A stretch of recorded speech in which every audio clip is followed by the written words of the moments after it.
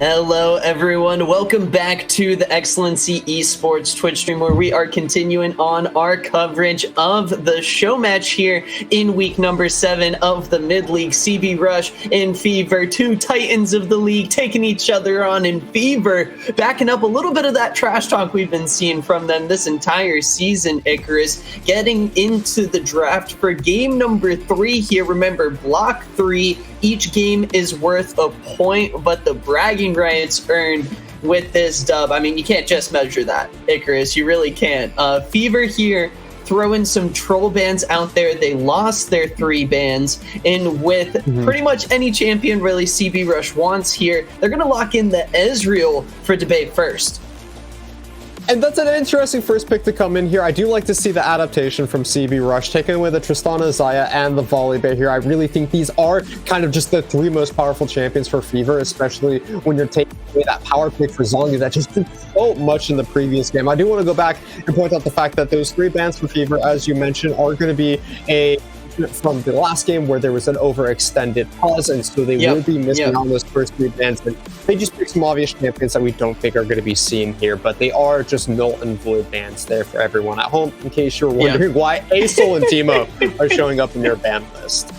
Absolutely. And with none of the comfort picks locked in, or banned away, excuse me, really, we get a comfort pick locked in. Frosty on his signature Talia. Icarus, this is a treat we really just don't get to see very often. Excited to see him pop off on his favorite champion, potentially in the mid lane. We know at least he'll know a lot of these matchups. Now, thinking on the other side of the matchup, Providence had a rough game on Orianna in game number 1, followed it up with a pop-off game on the Victor in game number 2. Do you think he goes back to the Victor? Well, I do think he does. I do think the Victor is going to be the play here for Providence. He needs that extra wave clear that isn't provided so much by Orianna. Yes, you do have some wave clear provided in the mid lane from an Orianna, but Victor just does so much better when you get access to the upgraded death rate. Yep. I'm super excited though to see the Kha'Zix also being locked in here for Acid. You get the Talia for Frosty, you get the Kha'Zix for Acid. My only big concern is that with these picks, they are, again, very niche champions that need very niche win conditions here. And we haven't seen the top laner jungle picks coming in from the side of FVR here. With Kha'Zix showing up so early on, my biggest concern is what happens if we get more tanks being played from FVR. You have Nautilus most likely going into that support role, but if you get the likes of, a Set, or you get the likes of that Trundle picked up, something that's going to be able to really stop Kha'Zix from jumping into the backline, it is going to shut down a lot of what Acid is going to want to do on this pick, because it is such a niche style champion when you're playing this assassin. It is a very comfortable pick for him, and something that we've seen banned frequently versus this team because of how good he is at the champion. But when you're showing it this early on, it might not be the best pick. I'm not going to talk about the hover right there, as we do feel have a few bans to look at with the Yuumi Silas and the Kled Shen coming out here. Exactly, and I do kind of want to point out the shift in draft coming through for FVR. They decided to prioritize some bot lane picks. Rice Every Meal getting his hands on a very heavy engage style support. The Nautilus previously banned away earlier on in the series. He hasn't really been receiving too much pick priority, so the switch up on the red side, FVR looking to maybe make things go a little bit better for themselves versus how things went in game number 1 when they were on red side. Also, very interestingly, the Sejuani lock in here for Zongi. I mean, we know he's kind of a retro style jungler, not picking up the Xin Zhao or anything anytime soon. Going into the Kha'Zix, how do you feel he's going to be going with the lady on the board? A classic jungler, but something we haven't really seen too often. We were joking before the pre-show that the only champion missing from Zongi's pool to throw it back to Season 10 is the Sejuani, so I love to see it's being pulled out here, because it just kind of calls that it's a Season 10 champ pool here for my man. And I personally love Sejuani. I think that this champion is so insanely strong. And again, it's going back to that idea that it's going to be a counter pick into Kha'Zix, because it's so difficult for Acid to try and make picks when you have so many frontline members being played by the side of FVR. My one concern is going to be the fact that it means Fever is going to be lacking a little bit in the damage department, especially considering that they have Ashe as the AD carry, and that's kind of what happens when you ban out this Xayah Tristana and then first pick your AD carry, and then this Kha'Zix gets locked in here. They didn't have the ability to see that they needed the tanks first because they waited until second rotation to lock in this comfort pick, which is a great heads-up play by CB Rush, and so now there will be some lack of damage, and that's going to fall into the hands of TL Providence to really pick up for that. And if there's anything that we learned from last game, it is that his Victor is chic nasty, and he can definitely the numbers and damage when he needs to. Well, Stubby, who also made some noise for Fever in that big second game win for them on the Kled, receiving some ban attention now that the support champion for Rice Every Meal was locked in before the second phase of bans. We see the Kled taken away. We see his signature Shen also taken off of the board. Now we have a very interesting matchup in the top lane. Grasp of the Undying traits maybe going to happen. Maybe not so much with the set, but certainly Rutledge on the Cho'Gath going to be stacking it up, but also some crazy outplay potential, you know, kind of some loose cannons, even though the health bars are really high. So much true damage between these two top laners. I'll be interested to see what sort of impact they're able to make with their kind of high octane ultimates that are going to be available. You got the Feast for Rutledge, maybe going to be finding some picks in Stubby, hoping to stop the show a little bit. Icarus, looking across the board for these compositions, who are you feeling is going to be the lane to watch in this critical game 3? It's so difficult to say here. I am absolutely going to be keeping my eyes on the mid lane this time around. We get the Victor for Providence, we get the Talia for the side of Frosty here, and it's going to be just which one of these mages is able to shove out the wave so fast, faster than the other one, and be able to get into the side lanes. With this Talia being such a comfortable pick for Frosty though, even if he does fall just slightly behind in the wave shove, as long as he can get his wave cleared out and get that Weaver's wall put up for himself, he might still be able to beat the Victor into a side lane, and that's what makes this pick so scary, because it is such a weird champion to play against. We don't see it very often, and that's what makes it so exciting to watch, and that's why it's going to be the lane that I'm going to be watching. It's comfort from both of these sides here, and with some very interesting picks you don't get to see every day. And Acid on the Kha'Zix, I remember way back when, I think the first time Meme City Esports were really on excellency on the Twitch stream here. It was last season's mid-league testing grounds, kind of the streams that we ran before the season really picked up. And funny enough, they went up against the old Divine Ascension roster, Divine Ascension Ruby, and I swear Acid got his Kha'Zix, and it was like a 15 kill, 0 death game. That's it's the reason it's banned so much against him. You think the assassin can't do it again and again, but keep in mind how well Acid can control the map, how well he can move around it, control the pockets of vision, and just potentially catch Fever off guard here, really where they aren't expecting it. Icarus, before we head into break, I do want to take a quick look at this bottom lane matchup, something we kind of haven't seen, very different from the previous two matchups, I feel like. Bot lane connoisseur yourself, Icarus, who are you feeling has the advantage going into the match on the Rift? I really do think this bottom lane is going to be an advantage of Fever here, just because they have much more aggressive options here with the Ashe and Nautilus for Evil Zara and for Rice Every Meal.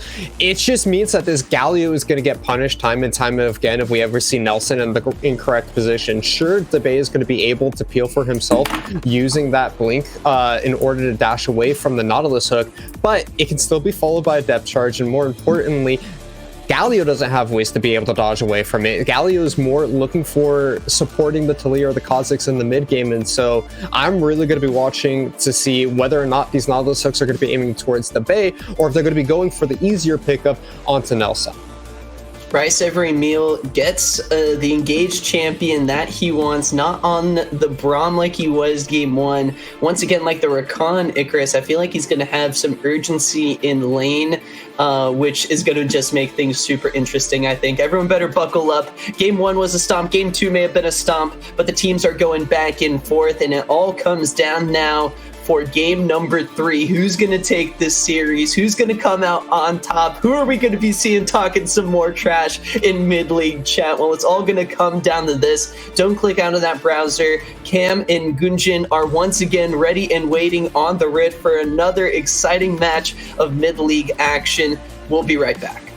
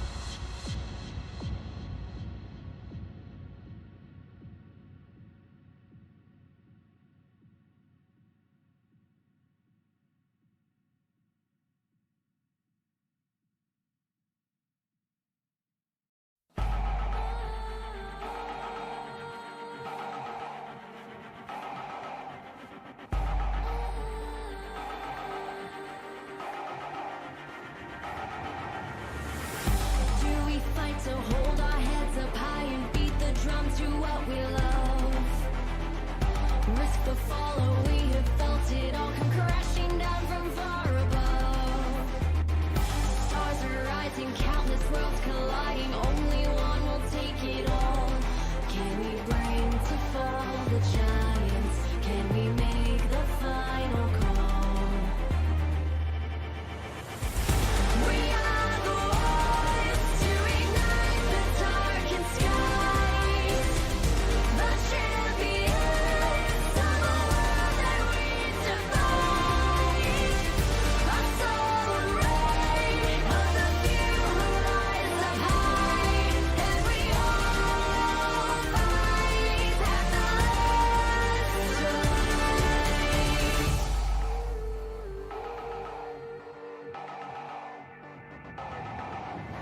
Hearing voices from afar, join the madness when the curtain falls. Risk it all, hold nothing back. Seize the day, we must attack. Stars are rising, countless worlds colliding. Only one will take it all. Can we bring to fall the giants? Can we make the final call? We are the ones to ignite the darkened skies, the champions of a world that we defy. A solar ray of the few who rise up high, and we all fight at the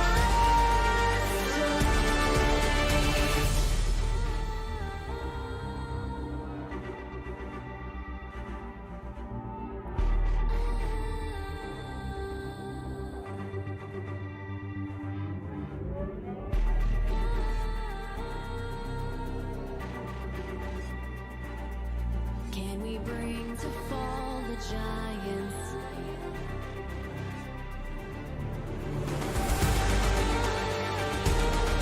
Can we bring to fall the giants?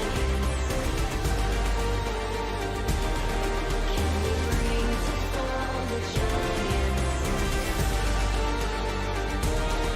Can we bring to fall the giants?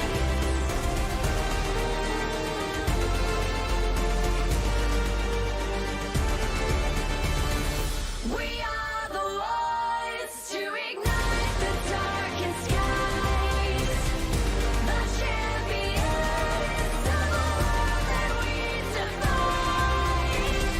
A solar ray of the few who rise up high, and we all fight at the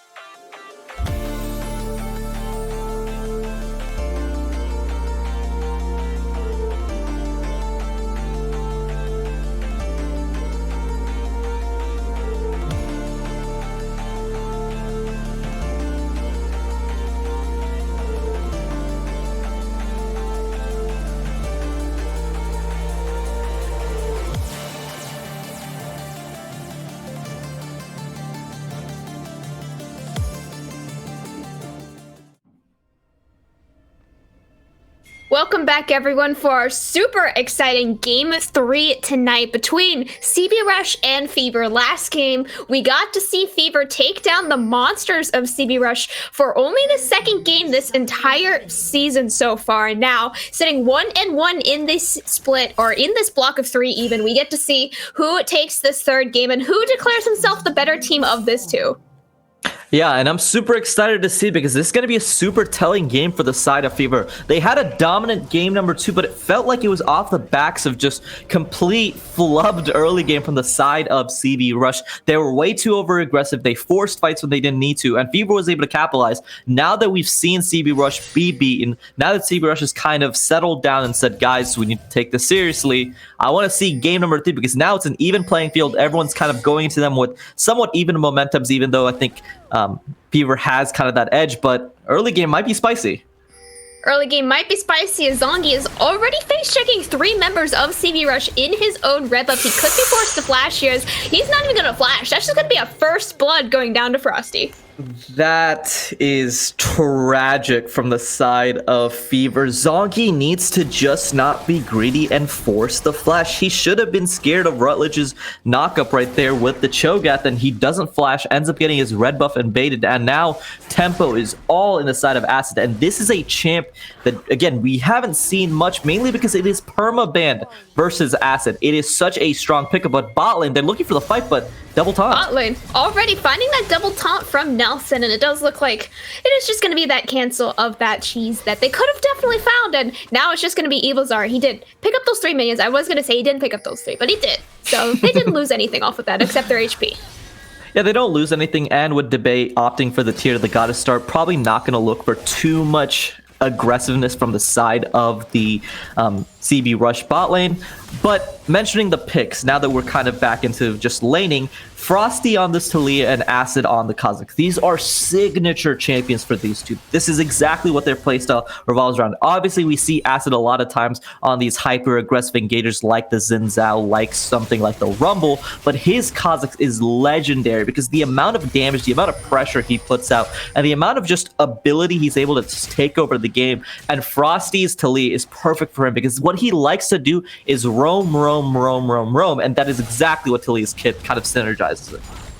Absolutely. Both Acid and Frost sitting at 100% win rate each in Excellency on their champions. And I mean, it might be lower if they got to play it less, but so far at 4 and 3 games each apiece, it's just so easy for them to find these wins on their own with these super nice comfort picks for themselves. As, like you were saying, it is a lot nicer when Fever doesn't have these bans for CB Rushes. They're able to pick these super strong comfort picks that are usually 100% ban rate against them, and now with 0 bans against them, it's you pick whatever you want. And now we're gonna have another fight for this first scuttle in this top side. Acid already forced to flash, both Providence and Stubby flashing after him, but Acid is still living as Relish and Frosty here, trying to find that kill. Frosty finding that first kill on the Stubby, but Relish looks like he is going to go down, and Zongi picking up that kill. Frosty looking like he does want to try and find that kill on the Zongi. He doesn't use that flash again on Sejuani. TP coming in from Stubby on that ward there, but he is too late to that fight as 3 kills fall again to CB Rush.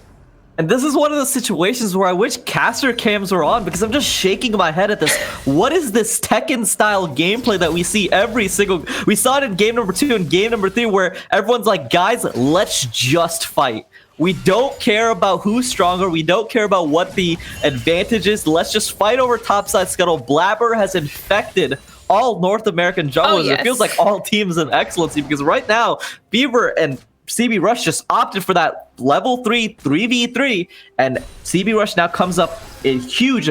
And now again, the mid lane is where that affects. I feel like these jugglers are just setting up their mid laners for failure because the big thing is now Frosty has the mana tome. He has the Lost Chapter. He's going to be able to spend all of his mana pushing in the wave. Providence can't respond, and then you're going to see the perma roam Taliyah be so much more effective and online so much quicker. This is a massive advantage to the side of CB Rush.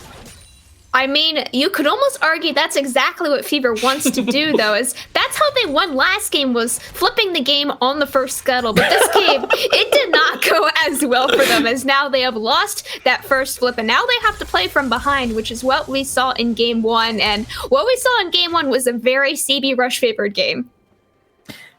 Yeah, very CB Rush favored, or game number 1, very CB Rush favored game. Game number 2, very Fever favored game. My favorite kind of analogy to talk about when people talk about like coin flips in League is just the burger flip, where you just flip on objectives. Like if you're not strong, if you can't set up objectives, you're just like, guys, let's just flip it. That's what they're doing around Scuttle, and now it flips tails. They are going to be looking for a play around bot side, but they should have some sort of inkling as the top side camps are still up for the side of Zongi. Hasn't used his flash in any of these escapes, so he does have it up for this gank, but it is kind of testy. But again, Frosty has the level 6, he has the Taliyah's Weaver wall, he's looking for a play. Absolutely. You know that this Taliyah really wants to do something. He is going to use that 2 on Stubby here. He is still sitting only level 5, no flash on this set, and that's just going to be a 4th kill going down to Frosty, using that Ignite that he has just to secure it. He gets the ignite, he wastes Stubby, and Stubby now doesn't have PB, so all of that massive wave in the top side is going to just get shoved into tower, cause Stubby to fall further and further behind. He will still be useful in the game, but it feels like the laning phase is completely over because now Rutledge is going to have a free back plus plates, and he's going to be so incredibly strong that Stubby probably never has enough damage to really kill him out. Absolutely. And this is something that we love to see from Acid, where last game, he was just playing a mini game for himself. He was just playing how many marks can I get for myself and die for them as well. And now we get to see Acid on a champion. He is far more comfortable and far more capable of finding these leads without completely throwing away his own life for them. And now sitting just only 1 kill, but his own mid laner, who does scale significantly better than him at 4 kills, is going to be such a strong lead for CB Rush to try and secure this last win that they need to make sure that they don't go 1-2 today for the first time in the split. And for the side of Fever, one thing I do want them to do, they still do have an incredibly strong bot lane, especially when that level 6 comes around. Zongi is clearing out his topside camps, but when he starts pathing up down to that bot lane, everyone should hit 6 around the same time so they can really make a play onto Debay and Nelson. And I really want them to do that because that's kind of the big disparity, or the lane disparity, that we have versus CB Rush and Fever. It feels like CB Rush always picks bot lanes, again, not to be rude about it, but they always pick bot lanes that are just holding the line, waiting for their solo lanes of their jungler to really take over the game. And that's what Debay and Nelson have done. And you can make a living off of that. You can make a living off of just playing even, and that's what they do. But right now, Zara and Rice are the dominant bot lane. They're the bot lane that is looked to carry and look to really lead their team in damage, in terms of CC, in terms of just overall map pressure. So I want for the side of Fever to rebound from this really dreadful early game, to really focus on the spot lane matchup and really make something happen when that Ashe arrow and that Nautilus ulti is up.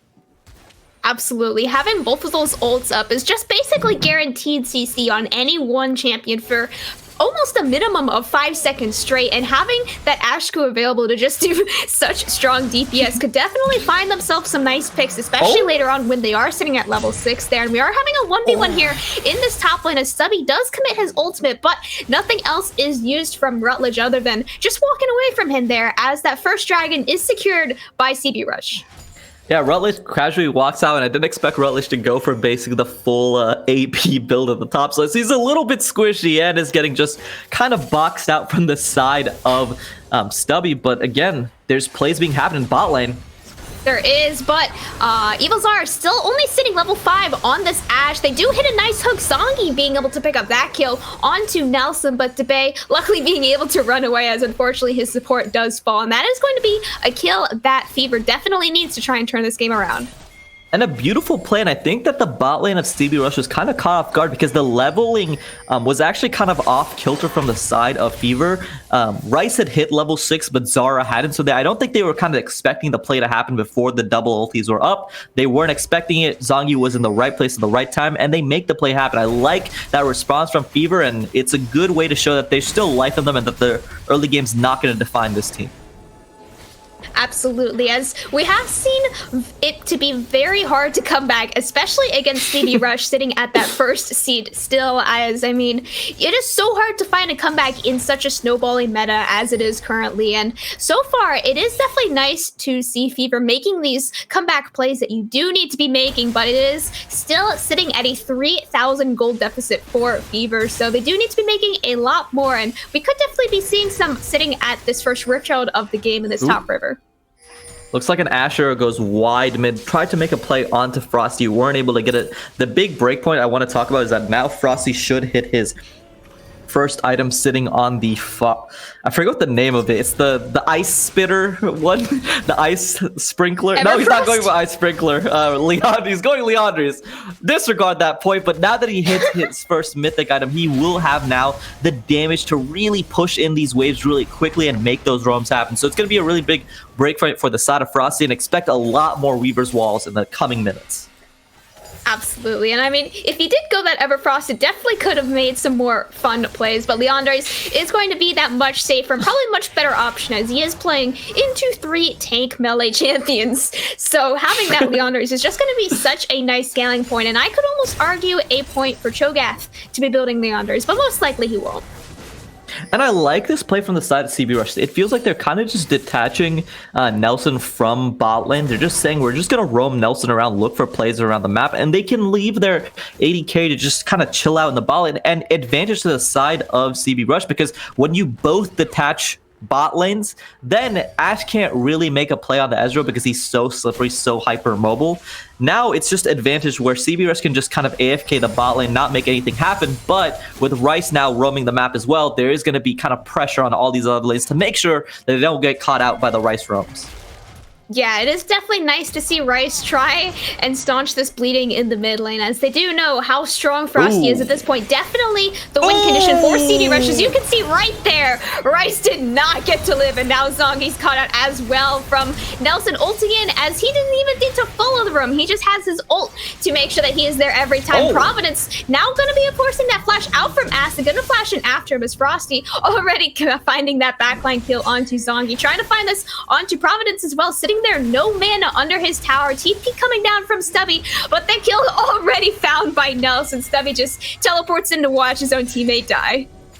And Frosty is so strong, he's just having Rice every single meal. Absolutely insta-bursted the Nautilus there, and he's going to make a play bot lane as well. You can see the global pressure that he's having. He's drawing so many members into the mid lane, but the combo just was so strong. You can see they have these tanky melee champions, but there's just nothing they can do. And now with a 5,000 cold lead for the side of CB Rush at just 12 minutes, with Dragon coming up in the next 45 seconds, it is all advantage to the side of CB Rush, and it's getting tougher and tougher. They have to make something happen. It feels like Frosty might just be so strong that nothing can really be forced. It does feel like that, but currently, so much of their gold lead is sitting on Frosty. Almost 2,000 of their 5,000 gold lead is sitting on just Frosty alone. So if they are able to pick out Frosty, then they are looking at a slightly less harsh gold deficit that they are facing in the side of Fever. But, I mean, it is so hard to pick off someone who can basically one-shot 3 people of your team from Fog of War. Yeah, it feels like it's just kind of like a situation where you walk into a bush, you get your leg blown off by Frosty's QW, and no flash from Providence, and he's just absolutely dead. Frosty's going godlike at 13 minutes, 13:37, leaked godlike for the side of Frosty. They're going to pick up the Mountain Dragon. They're going to pick up all types of control, and it's just getting bad to worse to worse to worse as every single lane is collapsing, and CB Rush take a dominant whole control of game number 3, but there is still a chance. There is still hope.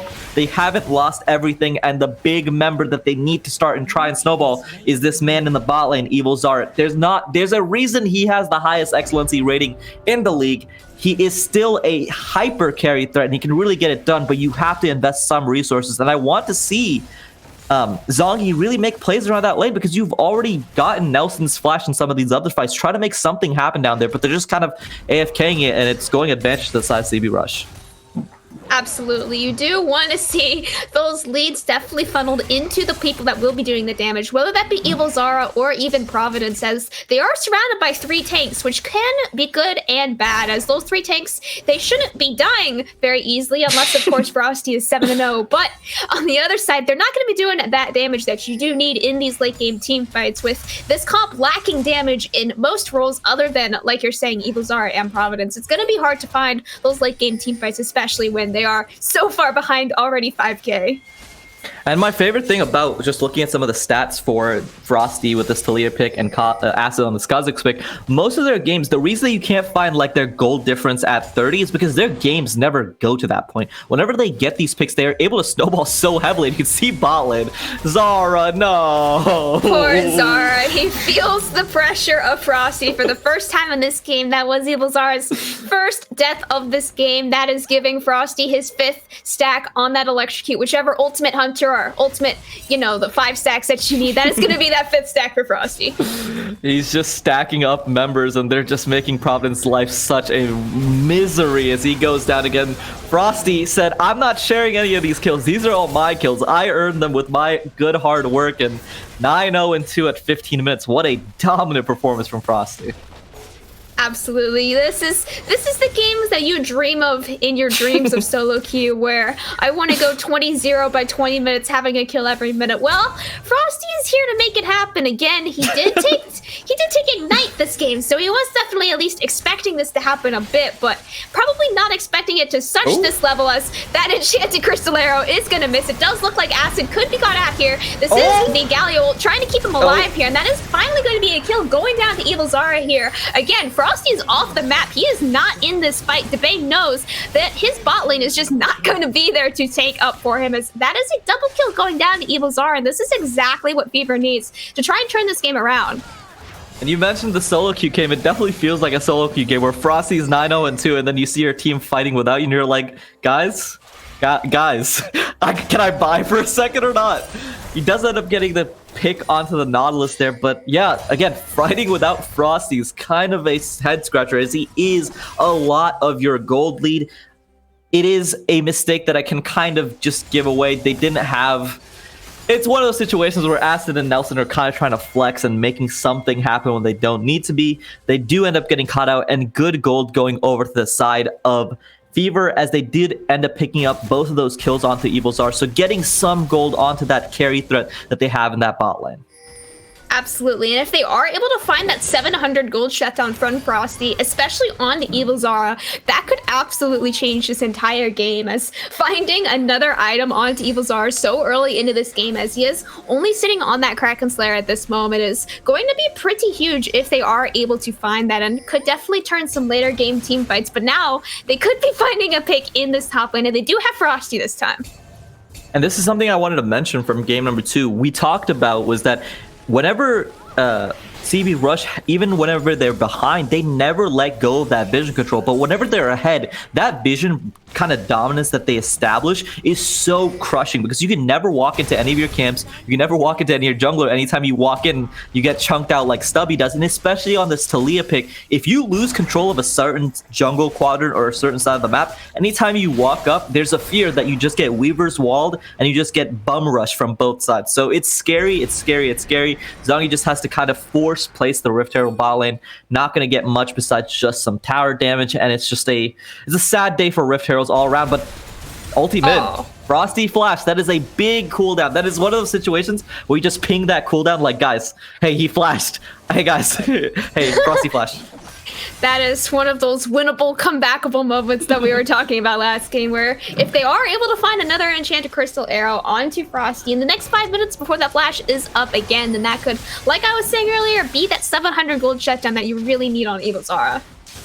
And so if you are the side of CB Rush, now that you do have this 6k gold lead, what do you really want to do next? Like, what's the next steps, Cam, to really snowball this game out of control and make sure that they have full dominance of game 3? Well, I would definitely say taking the third dragon is one of them, as they are going to secure this one completely uncontested, now freely pressuring that soul point in the next 5 minutes, being able to close this game out super easily so far with these dragons. And I mean, as long as they continue sieging this mid and bot, they don't really need to worry about Stubby split pushing top unless he somehow does reach that top inhibitor. So you kind of just want to place them into a 1-4 and really just like choke them out with Frosty just ulting into whichever side that he's on, the basically just playing like this mid lane conductor where he just kind of overpowers each side lane. I'm excited to see it because, again, these are picks that you don't really get to see from the side of CB Rush. They're always permabanned, so I'm excited to see them kind of pilot it. And there were questions about, like, if you don't have much practice on it, can you really like pull it out? But they're showing in game number 3 that if you give them these picks, they will make you pay. Absolutely. Ooh. And now it does look like Evil Zara could be finding this pick, but Weaver's Wall is going to find that backline. Evil Zara absolutely one shot, not a chance to live it. That is Acid's first double kill of this game. Now he is finally picking up his own kills, and he can be going for his own one-shot plays here now. Zara was like, guys, we gotta pick, and then you see the red trinket like Ash outline, you're like, I'm in danger. It's like that Ralph gif where he's just like, I'm in danger. He flashes, but the Weaver Wall connects him. It's just a sad day for Evil Zara as he does get caught out. 9-0-4 for the side of Frosty, 3-1-8 for the side of CBR Acid. They are so incredibly strong, and they're just kind of death pushing because they don't have much else they really want to do. They can Province. Oh no. Providence, please don't No. face check this. That Okay. is the miss of the enchanted crystal arrow. That is one less that Frosty has to worry about for his flash cooldown being up, and that is Acid. going to be the ultimate landing on Acid, getting his flash out. But Rutledge, now sitting in 4 people, is going to have that ult going down onto Frosty. Now Frosty could be caught out. He does do so much damage. Nelson in the backline also just doing so much damage to Rice every meal, almost completely one-shot by someone who isn't even Frosty. It was such a good engage from the side of Stubby, getting Rutledge right onto Frost, dealing so much damage, but Zara wasn't there. He was farming up that bot lane side wave, and just not enough damage. Great engage, but when you're so far behind, you have to get absolutely immaculate engages. They don't get that. They end up losing 2... or they end up giving over a kill and that mid lane inner tower. An advantage for the side of CB Rush as the gold lead is now ballooned up to 9,000. Absolutely, and we might just see this up a little more as Stubby. It does look like he is caught out here as Rutledge has taken a majority of his HP bar. He is trying to run away here now on this Cho'Gath, as it does look like there's a lot of fighting so far, but now Frosty has arrived and we could be starting to see some kills, as that is going to be the death charge coming down onto Frosty, but there is no follow-up other than Zongi's charging into the backline all on his own, immediately one-shot by Rutledge, actually eating that one up, and Stubby now finds the kill back onto Acid there, but on the backline keeping them alive is Nelson with that ultimate. Frosty now going in a 1v3, immediately gets CC'd and is able to walk out. I thought he was going to get the big cutoff, but in terms of just overall the fight, I would say advantage to Fever. Again, you're not going to get even trades, but picking up that shutdown onto Acid was pretty big for the side of Stubby, and it feels like CBR are kind of just playing with their food right now.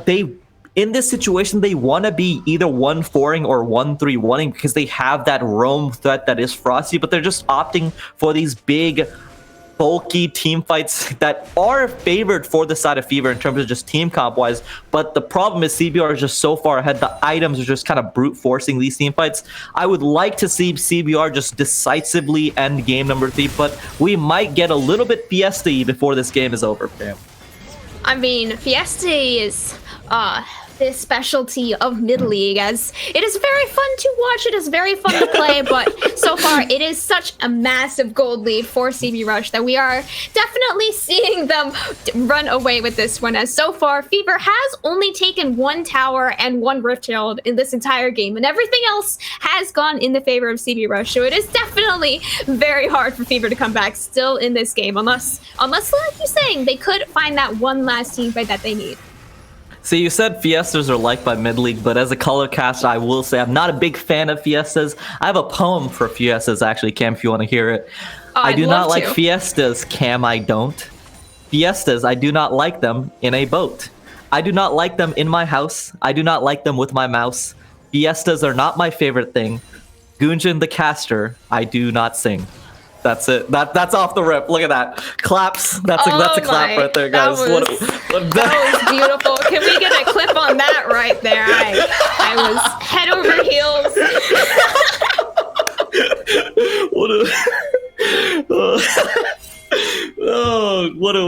What a great poem. As we transition back into the game, Cloud Dragon's being picked up. Acid just solos it. Fever don't feel like they can really contest the Cloud Dragon, but they are going to try and have to contest this Baron buff, because if they don't, they're just going to get picked apart 1-3-1. And again, Frosty is so strong, he can just force these side lane threats. Zongi is in the play to try to get some sort of Baron steal. Burger flip might be happening. Ooh, but they have we the could Cho'Gath. definitely be seeing them try and fight our 50-50 a Baron, but it is not a very strong 50-50 when you do have that ultimate available on Rutledge to just chomp it down. He's so Zongi fast. realizes this. He's trying to run away, but there is no running away. CB Rush Acid able to pick up that kill, as well as the Baron, as well as the Cloud Soul, and it looks like they're going to push to end. Yeah, it looks like they're just going to try to end the game right here. They don't have big cooldowns, but they say it does not matter. We're just going to try to force something down the mid lane. There's so many kind of item breakpoints that CBR has that obviously Fever does not have with the Manamune and the Divine Sunder picked up for the Ezreal. Talia sitting on 2 items, Kaz sitting on 2 items. This should just be a given mid lane inhibitor, but it looks like they want to fight back, and Zongi's up in a second. They could try to look for an engage. They could definitely try to, and that is going to be the ult in the backline, but now Stubby is completely alone. Debay actually one-shotting him, and now it looks like they're going to be trying to flash into this backline here, but Evil Zara picking up that kill onto Nelson, but there is just no way you can destroy Frosty as it is. He's going to go down. Frosty is dead. Providence finds the final shutdown. Zongi trying to continue this fight, looking for Debay here. That is another shutdown if they are able to find it. Rutledge staying alive as long as he possible, finds that last chomp down on the Zongi. Now it is just Evil Zara left. He's trying to find this 1v2, but knows that it's not going to be possible. And luckily, he's able to walk away with his life. That's a massive shutdown given to the side of Providence. He was able to just deal so much damage. And again, CBR are playing with their food. They're just forcing these fights when they don't need to. They could have just backed off. They've taken so much damage from obviously taking the Dragon, the Baron, the mid lane siege. And so they don't play with patience. They end up falling down a 3-4. Again, favor for the side of CBR because of the kill that were given over, but in terms of the shutdowns, favor for the side of Fever. And now items are going to come in for the side of the Ashe and the Victor. And so I'm not saying that the game is not completely over, but there is a dim light at the end of this tunnel for the side of Fever. Something that I would actually love to point out right here is Nelson is currently sitting at a 100 vision score at only 26 minutes into this game. I don't even know how that's possible, but Nelson somehow found a way. As you can see, Rice Every Meal sitting at a mere 55. Oh no, that is far more of a normal vision score, but I mean, the vision alone is just absolutely suffocating for Team Fever here. And I mean, if you're not even looking at Frosty's kills right now, then you just know how hard this game has been for Fever. I mean, I will give it to Rice. When you are down 11,000 gold, it's hard to establish good vision. It's kind of one of those situations where it's like, guys, my vision score, please. Hey, Rice, we're down 17k. Please help us. But I will say, Nelson has been always known. He is leading the league in terms of support, vision score, and I believe CC score as well, disregarding subs. So Nelson, a great support, having a great game number 3, but it feels like they just need a little bit more time to close this out. But if they're too impatient, if they're too kind of overforced, they can end up losing some of these fights. And there is a flank ward for Stubby in that wolf side vision, so there could be a play for the side of Fever on this bot lane outer push. I definitely don't think this game is 100% over for Fever, as they were able to pick up that one shutdown onto Frosty. And as I say that, Rice Every Meal basically gets one shot, but they are almost able to find the kill back on the Acid. But Stubby already dead. Now double man taunt coming down from Gallier. Now 2 kills over to Frosty already. And as I say that, it does look like CB Rush is definitely going to be taking game 3 tonight, going 2-1 for the first time since week 1 of this season so far in Excellency Mid-League. They are taking game 3 to end 2-1 against Fever. What a game number 3 from the side of CB Rush, showing you why they do not get these picks like the Kazakhs and the Talia. What a dominant performance from Frosty, from Acid, from everybody on the roster. And at 29 minutes and 15 seconds, CB Rush take the 2-1 over Fever, dominating them in game 1 and game number 3, and having a signature performance for their mid lane and jungle. But to talk a little bit more about that, to analyze that, maybe give us a poem. Hopefully, Mac, you have some sort of poem in your mind. Mac, Dewey, and Icarus, take it away.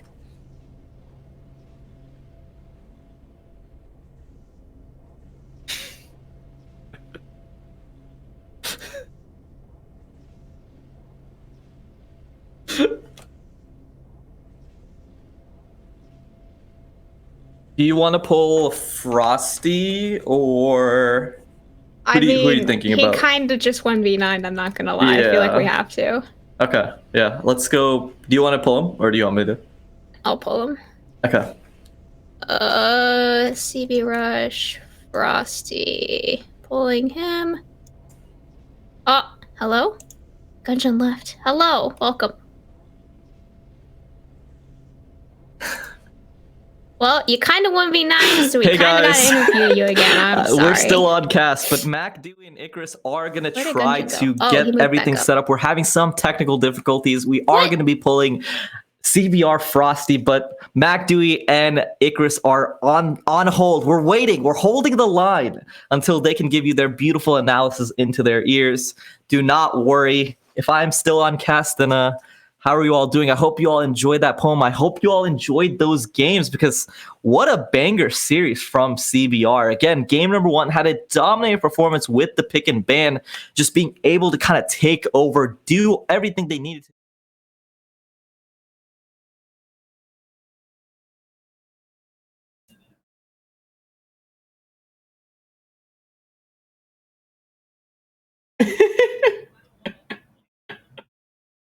We're back, Matt. Gunjan, thank you so much for holding it down, my guy. He threw it over to us. I still don't have a poem for you guys, but after an absolutely crazy series, CB Rush and Fever going at it, Icarus, I really do think that a potential preview for finals was shown here, and that both of these teams really showed us what they're capable of in this series. It has been a phenomenal series to watch, probably actually one of the most exciting. I think it's really a great way for us to see just how strong both of these teams really truly can be.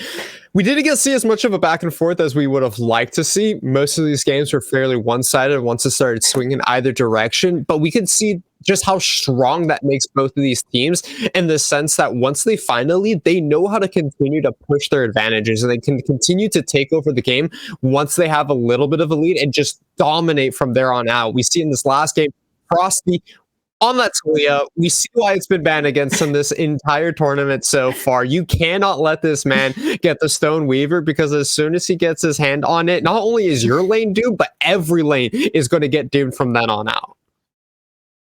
Absolutely. And looking at how he managed the early game fights, how he was able to combo with Nelson on the Galio, to put together some crazy combos, locking down Fever in their own jungle. I believe Cam and Gunjan are ready for our post-game interview with none other than the rock slinger himself, Frosty, joining the casting booth. Casters, take it away.